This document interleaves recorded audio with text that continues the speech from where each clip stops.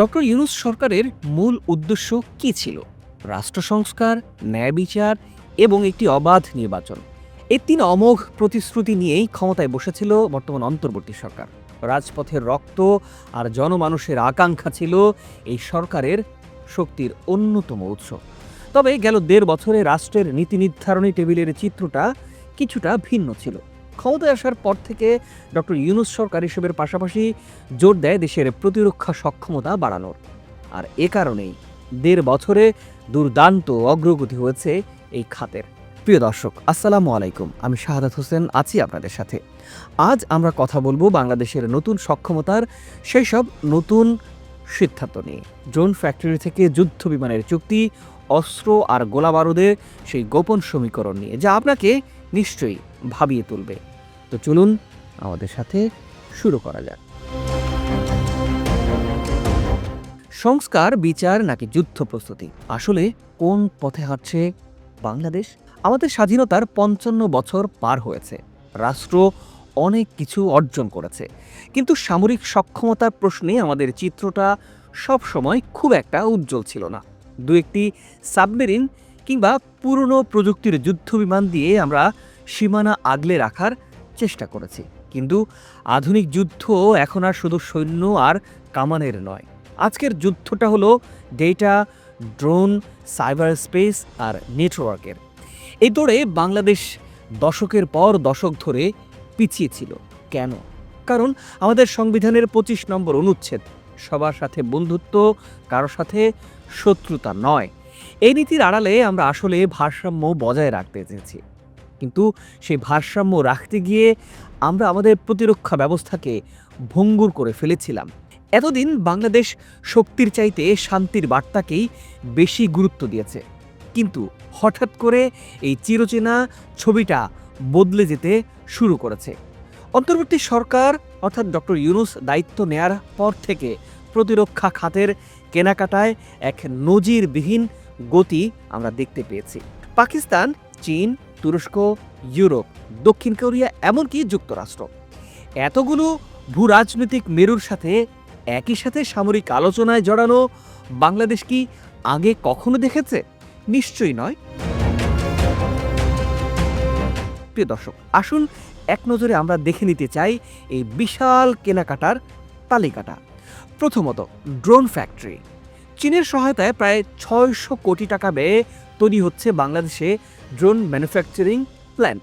প্রযুক্তি হস্তান্তরের মাধ্যমে বাংলাদেশ এখন নিজেরাই ড্রোন বানানোর স্বপ্নে বিভোর। সেই প্রক্রিয়া কিন্তু এগিয়েছে, কাজও শুরু হয়েছে। দ্বিতীয়ত, পাকিস্তানের সাথে যুদ্ধ বিমান কেনার প্রসঙ্গটি। প্রায় ৯,০০০ কোটি টাকার চুক্তি হতে যাচ্ছে পাকিস্তানের সাথে JF-17 থান্ডার যুদ্ধ বিমান নিয়ে। ভারতের প্রতিবেশী হয়ে পাকিস্তানের সাথে এই সামরিক ঘনিষ্ঠতা কি কোনো বিশেষ বার্তা দিচ্ছে?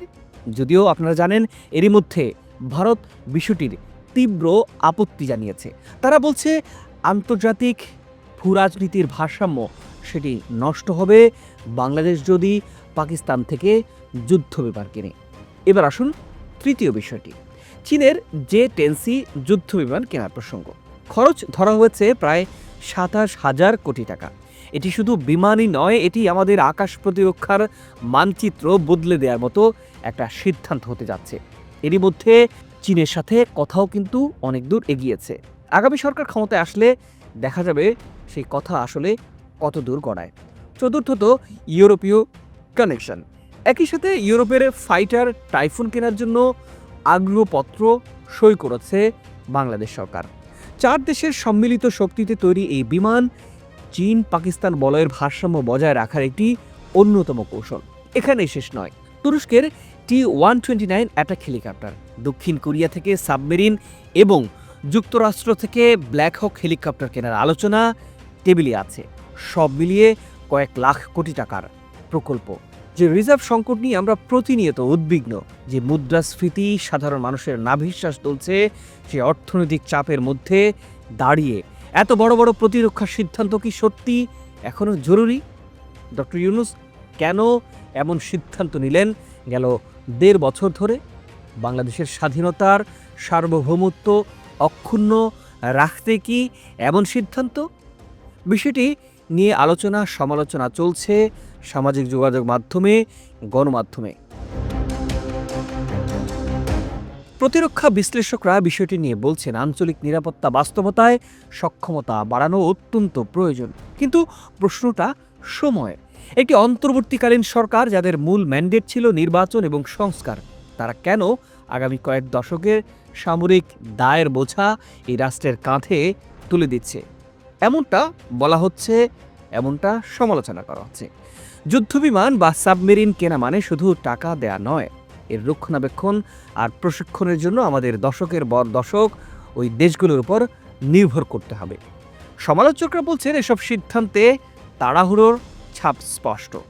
ডক্টর মোহাম্মদ ইউনূস আন্তর্জাতিক মঞ্চে বারবার গণতন্ত্র আর মানবাধিকার কথা বলছেন, কিন্তু পর্দার আড়ালে প্রতিরক্ষা ব্যয় কি এই সরকারের আসল অগ্রাধিকার? তাহলে কি সরকারের ভবিষ্যৎ রাষ্ট্রের নিরাপত্তা নিশ্চিত করতে চাইছে, নাকি বর্তমান রাষ্ট্রের রাজনৈতিক সংকট আর বৈধতার অভাব ঢাকতে সামরিক শক্তির দিকেই ঝুঁকে পড়ছে বাংলাদেশ? এই সমরাস্ত্র কেনা মানে লোহা লক্কর কেনা নয়। এগুলো আমাদের ভবিষ্যৎ রাজনৈতিক অবস্থান ঠিক করে দিচ্ছে। এগুলো বলে দিচ্ছে বাংলাদেশ কার বলয়ে থাকবে আর কার শত্রু হবে। সংস্কার, বিচার আর নির্বাচন, এই তিনটি স্তম্ভ যদি ঠিকমতো স্থাপিত না হয়, তবে আমাদের কয়েক লাখ কোটি টাকার এই যুদ্ধবিমান, ড্রোন আর সাবমেরিন শেষ পর্যন্ত কাকে রক্ষা করবে? সীমান্তকে, নাকি ভঙ্গুর এক রাজনৈতিক কাঠামোকে? উত্তরটা সময়ের হাতেই তোলা থাক। তবে আজ যে বিনিয়োগগুলো হচ্ছে, তার ফল ভালো বা মন্দ হোক, তার দায়ভার বইতে হবে আপনাকে, আমাকে এবং আগামী প্রজন্মের বাংলাদেশকে। ততক্ষণ পর্যন্ত প্রশ্ন করতেই থাকুন, কারণ প্রশ্নহীন আনুগত্যই গণতন্ত্রের সবচাইতে বড় শত্রু। আমাদের এই বিশেষ প্রতিবেদনটি নিয়ে আপনার মতামত জানতে চাই। প্রতিরক্ষা খাতে কি বিশাল ব্যয় এই মুহূর্তে সঠিক?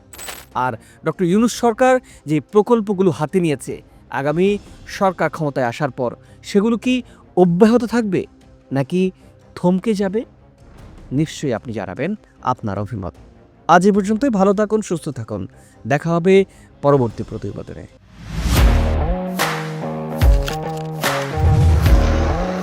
প্রফেশনাল স্টুডিও খুঁজছেন? ঢাকার প্রাইম লোকেশন নয়াপল্টনে দেশ সমাচার স্টুডিও আপনার কন্টেন্ট প্রোডাকশনের নির্ভরযোগ্য ঠিকানা।